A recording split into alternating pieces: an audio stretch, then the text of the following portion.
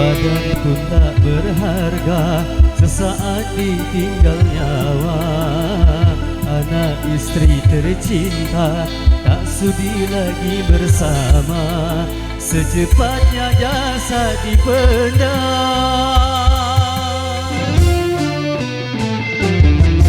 secepatnya jasad dipendam, karena tak lagi dibutuhkan.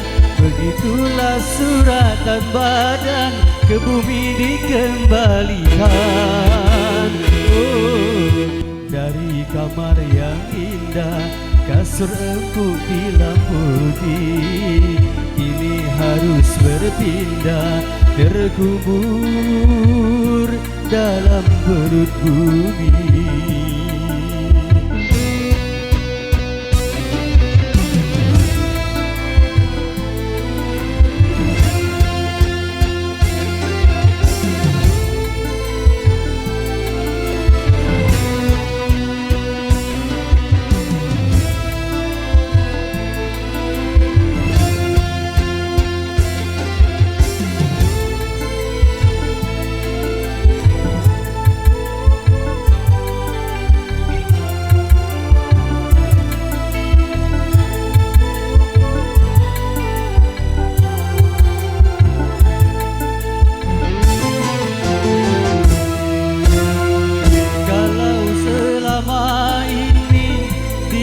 Berhiaskan emas intan permata, bermandi cahaya.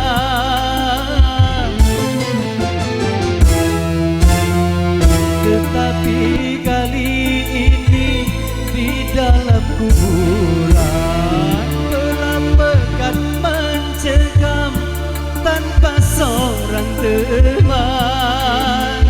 Terputuslah pergaulan, terbucurlah sendirian, diri terbungkus kain kafan. Badan pun tak berharga sesaat ditinggal nyawa.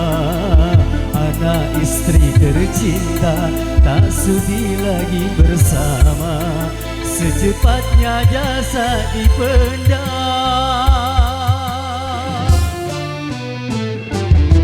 secepatnya jasad dipendam, karena tak lagi dibutuhkan.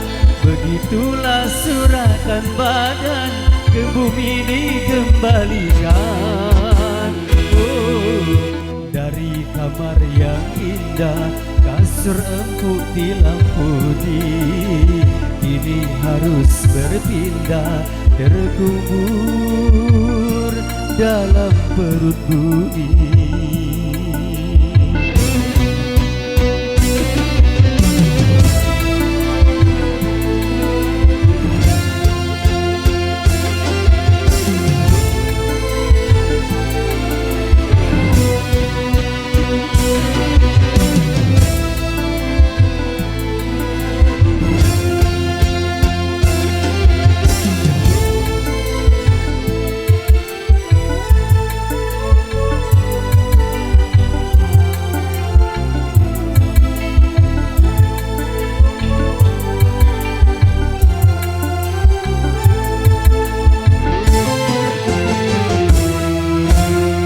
Kalau selama ini diri berhiaskan emas intan permata, bermandi cahaya.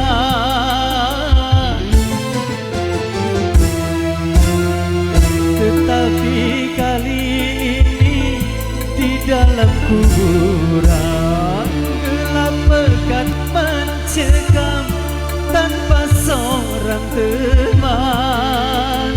Terputuslah pergaulan, terbucurlah sendirian, diri terbungkus kain kafan.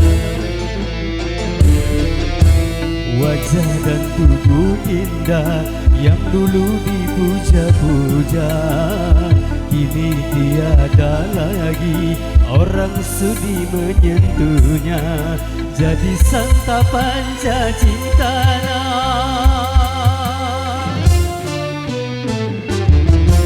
Jadi santapan cintana sampai yang tersisa kerangka.